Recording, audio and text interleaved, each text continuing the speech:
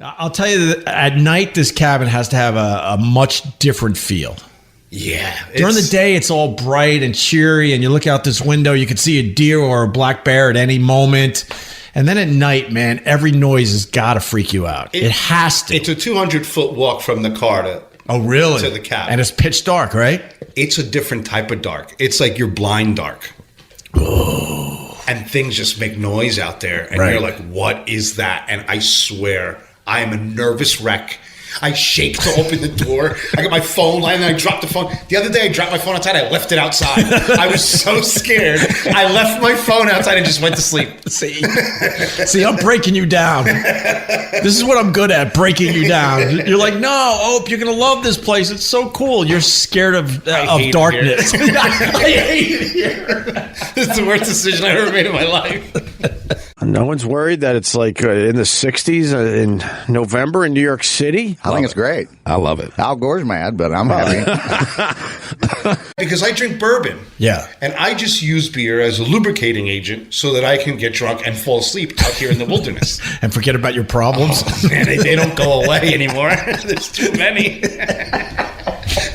There is too many. My life is so awful right now. I got the snowing Christmas tree. It's the biggest nightmare on earth. Well, I threw it down the garbage chute. I hope the kids aren't listening right now. Really? Yes. So it's just a mess? It's a complete mess. It's I don't know what the snow's made out of, but it's the lightest material. It's something that causes something wrong with your lungs. So we've been finding that shit for years all around the house. It just blows all over the place. It looks like your tree is jizzing. It should be called the jizzing Christmas tree.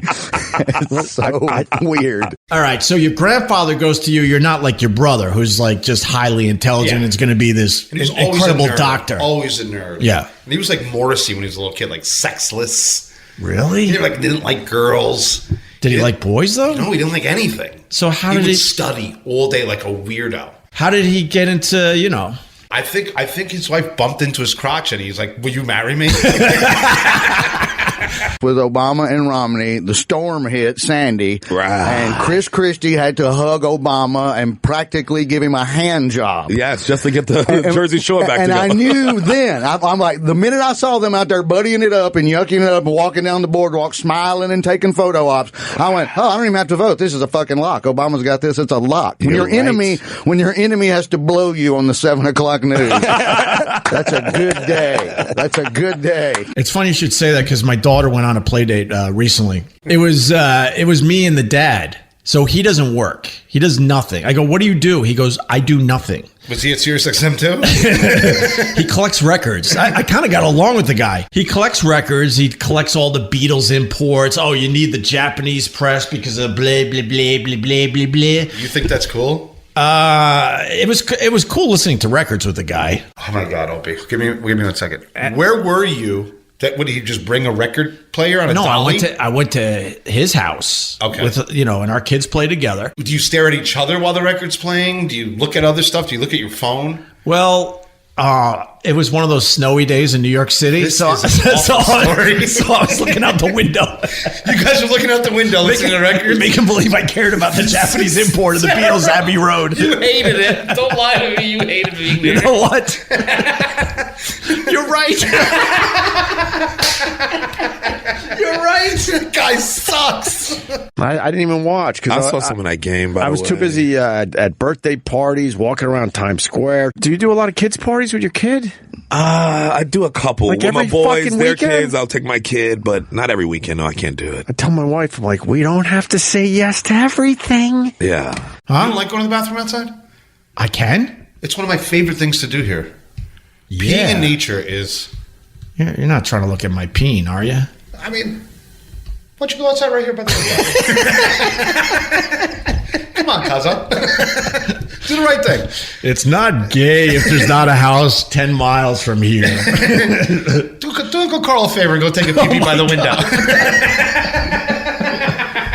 Me and Vic were talking about this on the way home Friday when we were walking through the park, enjoying some fireworks together.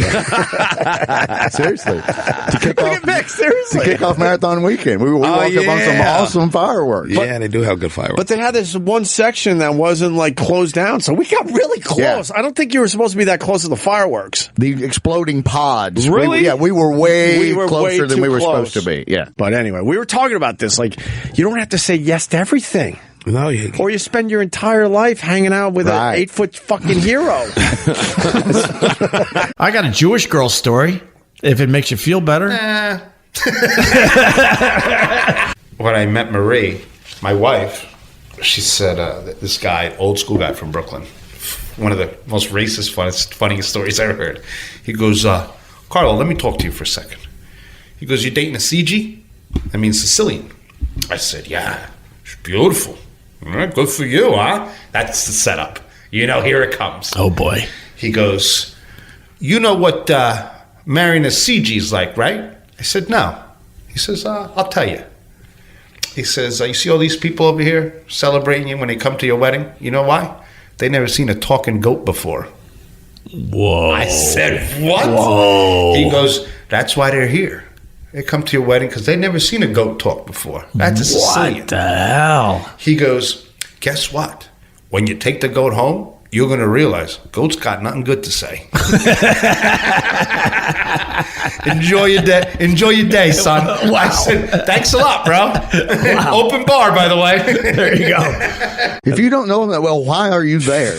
Because that's a great question. I don't go to parties of people that I don't gotta know know that you. well. Yes, exactly. I know how to bring my kid. But I'm with you. No. I look at my kid and I'm like, do you care about this kid's party or whatever? And if he doesn't give me a real big, we hang out, okay, then we're done, man. All right. This is one we don't have to go to. In life, I think what I've learned in my 43 years of being alive is there's two types of people. You're only 43? Yeah. But like Chef 43. I'm 112. I'm like Yoda. When I was a little kid, you know what I did for a little while? Where my parents thought I was crazy? I would dig ditches and cover them in leaves and just watch people fall into them. I love you. So like all the other kids are playing tag, I'm building a hole. And then cover it and then just watch like Brian Langpoot from down the street just get crushed in this little ditch. How dumb is he? Oh, I was a little smarter than him, and it would make my week. Of when course. I would see this little dum-dum with his ice cream running across the yard and whoop, he was gone. Of course. I loved it. Are you familiar with the trampoline park, the Sky Zones? Oh, you know what those are? My nephew down in Philly, that's where he had his. Now that shit is awesome. They are amazing. What is that? It's like a trampoline park on steroids. There it is. Oh, yes, they're called Sky Zones. yes. I got yelled at a lot. Jumping? A lot. I couldn't help myself. Having too much can fun. you? A lot. You'd be partying there till 7 o'clock in the morning, and it's guess what? Girls are like vampires. Once they see the light, you're done. Yeah. They don't want it. That's it. You gotta move in the dark. So You gotta move in the dark. So yeah, I'm not a looker either. You know what I mean? I look really bad at 6 in the morning. I'm speeding this along because I noticed that the sun is starting to go down, and I don't want to be at your cabin when it gets dark. Me either. Can I go? Okay. Go back to We're going to go get a bite to eat and hang out with some townies. But Did you see, for adults now, the booby jumpy house at the sex museum? No. It's all boobs. Pull it up, Paul. Pull it up. Made out of all boobies. I think I heard people talking about this At the as sex I was museum. walking Oh, through the I like park. it. There we go. That's crazy good. That's a lot of fun. So Crazy good. That's wonderful. Because we had drinks before we went in. Sure. It was great. Did you actually go in it? Oh, yes, sir. All right. Very good. Oh, yes, indeedy. That's great. The boobs look really dumb, though. great trip. Started in Sedona. Drove from Sedona to the Grand Canyon, which is... It's like God's country. It's so ridiculous how nice it is. If you drive from Sedona to the Grand Canyon and don't appreciate that ride, then you're not human. You're dead inside. You're dead inside. Yeah. So we have this great trip to the Grand Canyon, which I could tell on a future podcast. Isn't that place majestic? Ridiculous. It's one of the few places that I've gone that I'm like, okay, it was worth it. Yeah, of course. And you realize how insignificant you are and blah, blah, blah. Oh, my mom did a good job of that. I didn't have to go to the Grand Canyon for that. So, were you single? Yeah. How many? I put up numbers. Good numbers, right? Good numbers. Solid numbers. West Coast, you put up. West Coast. I belong on the West Coast. I put up numbers on the West Coast. I'm like exotic. I'm like a fat unicorn. Woman dies after being shoved in front of Times Square subway train, subject in custody. We're in Times Square. What line was the two? What? So they were arguing, and then the one just pushes. God, we lose a few this way every year, huh? Yeah. Wait a minute. Little argument and then a little pusheroo. Right outside here. That's close to here. Yes, that's the one a lot of us use. That's the lady who did the pushing? They've already got a picture. You crazy bitch. She looks like a crazy You bitch. nutty professor. I'm back against the wall guy. Do you trust? You trust? I stand close to the edge sometimes. I gotta admit it. I'm the dude looking down. Oh, I'll take a little peek. But I've been in the city my whole life. I know a pusher's face. Yeah, but finally they got the... You know who looks a little pushy. They all look Trying to play it off like everybody's equal. They all look pushy down there. Are you kidding? Not everybody. They all look pushy. They all look pushy, my friend. And plus, I look like a lot to push, so I don't feel like somebody's going to actually push me in. But when I was young, I feared that shit. Dude, spider. There's a spider. I didn't believe you. There he is. We're in Carl's cabin in the middle of the woods in New Jersey, and he told me about the spiders, but killed as many that's as the I first one I saw. Yeah. I killed as many as I Look at that spider. Dang. Quick here. What kind of spider is that? Scary, creepy spider. Have you been bitten by the spiders in the cabin? I kill them right away. Sometimes when I see more than 2 spiders, I put the whole place on lockdown. Yeah. And I don't go to sleep till nothing moves. I saw a lady on 86th Street 2 weeks ago. She had her earbuds in and was in her phone not paying attention, and at the bus stop stepped in dog shit and skidded. And like the bus had to hammer its brakes to keep from plowing into her.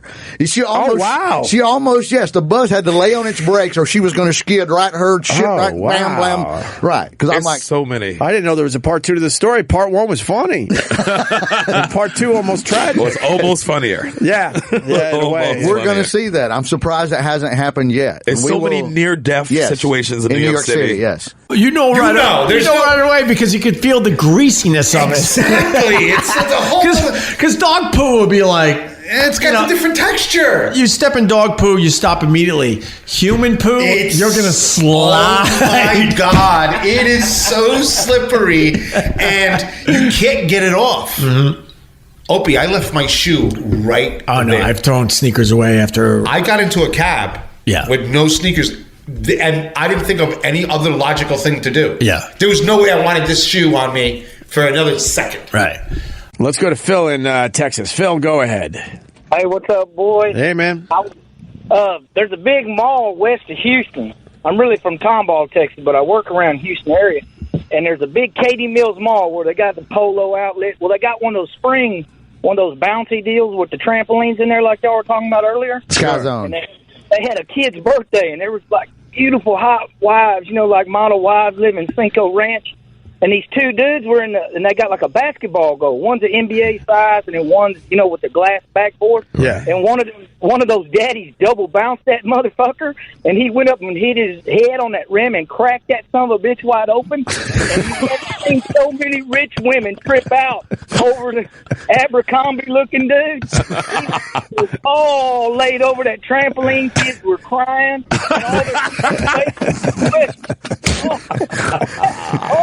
And all them fucking kids' faces were pressed up against the glass, like making fun of them, like they're on a school bus or some shit. That's awesome. I was dying laughing, dude. Oh yeah, I get it. The trampoline park. All of a sudden, you lose your mind. Right there, if you hit that rim, well, this is the slam ball. Yeah, his buddy, like, because they only let you go one at a time, and the guy that's running the thing, he looked like he smoked like a whole bag of dope. I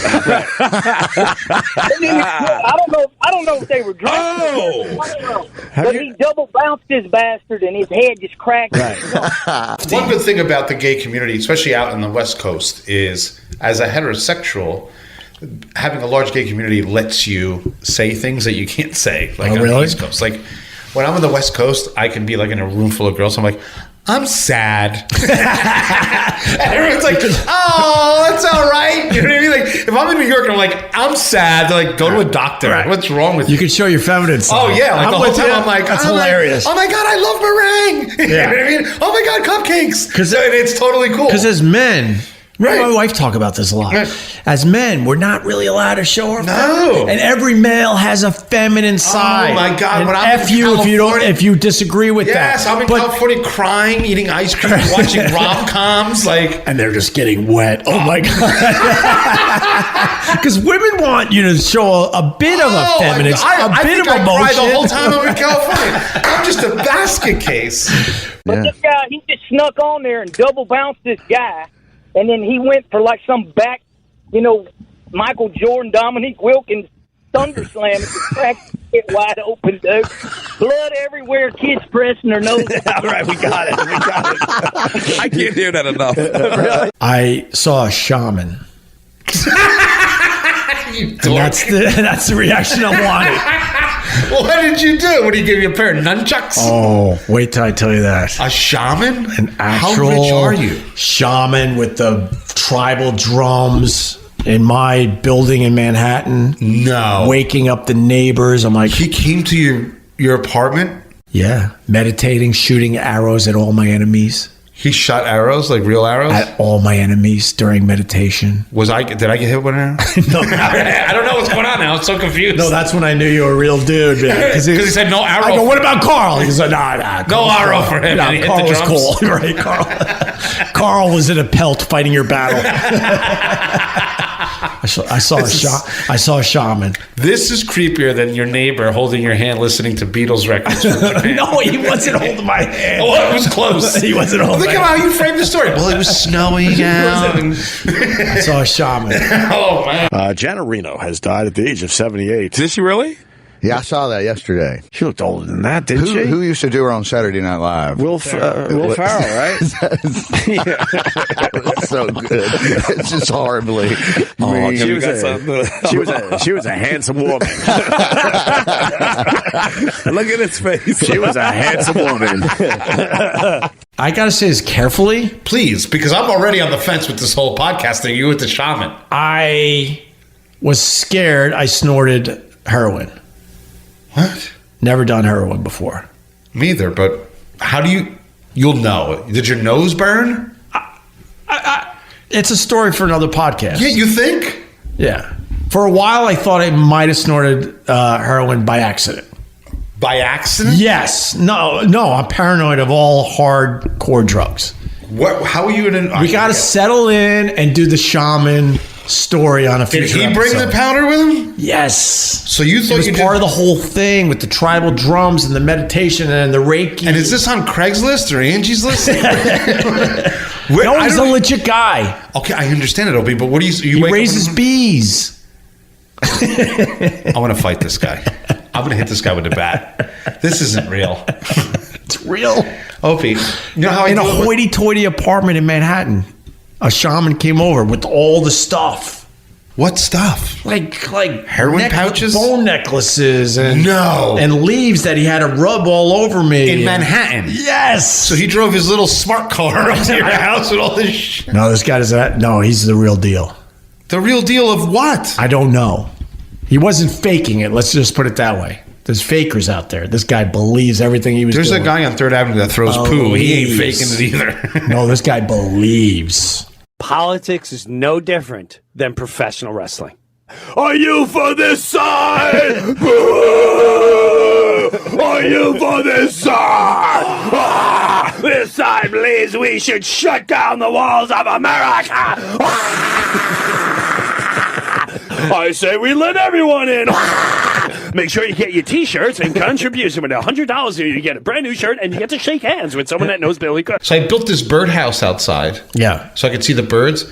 Look how dumb I am. I didn't put a little piece of wood by the hole. Yeah, they can't stand. So the birds fly into it. They hate it, Right. and then they leave. You need something they could stand on, and then they could go into the little hole. Yeah. And you need a little feeder tray. Right, birdhouse expert. I didn't know any of this. Birdhouse whisper. I got one at my beach house. I'm like, ooh, another sparrow.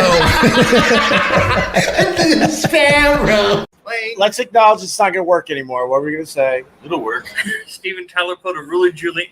Fuck me. Steven Tyler pulled a Rudy Giuliani. See, it's I told you it wouldn't work. No, try again. It'll work. You're wearing a P. Strong hat. You better pull through, bro. Try again. It'll You mean work. Steven Tyler pulled a Rudy Giuliani? Why would you try it again?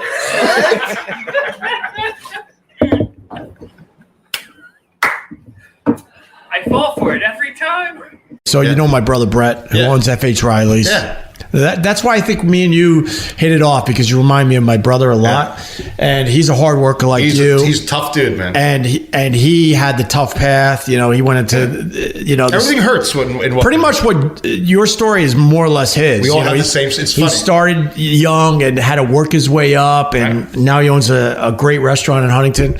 But he fired his twin brother because of opening up restaurants at night. So my brother is working at Friendly's. I mean, now he's well established, has his own place, but he's slaving away for everybody else, like we've all had to do.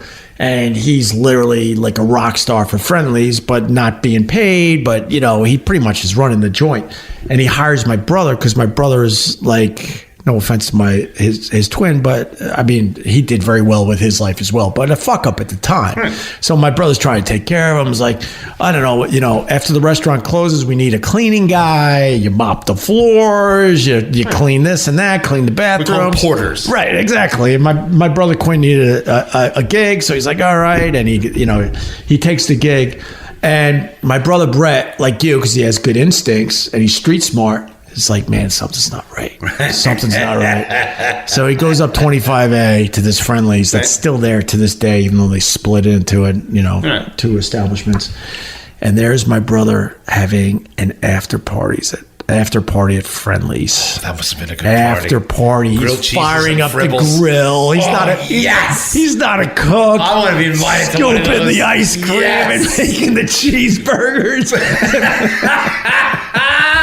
I want to be there so bad. Those are the best parties in the world. Boo, boo, boo, boo, boo, boo, boo. Opie Radio. Boo, boo, boo, boo, boo, boo. Boom, boom, boom, boom. Boo, boo, boo, boo, boo, boo.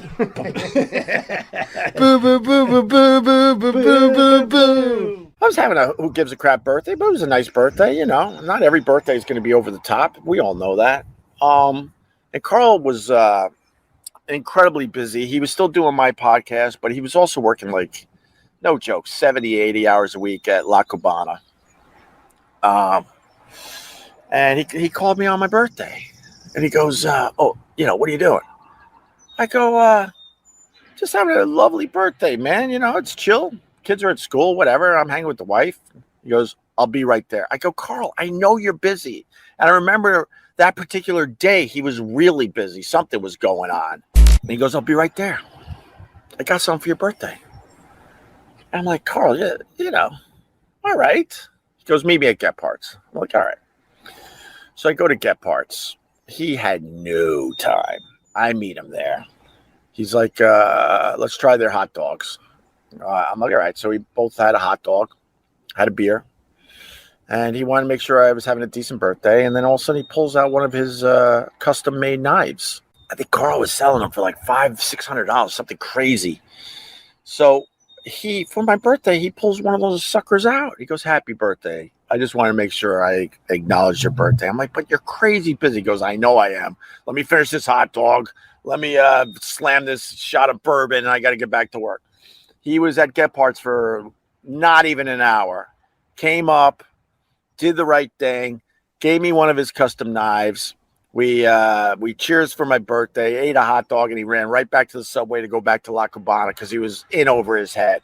And I talked about this recently on a live stream. In the end, the best advice you could give anyone, I mean anyone, I don't give a crap who you are, is to just show up.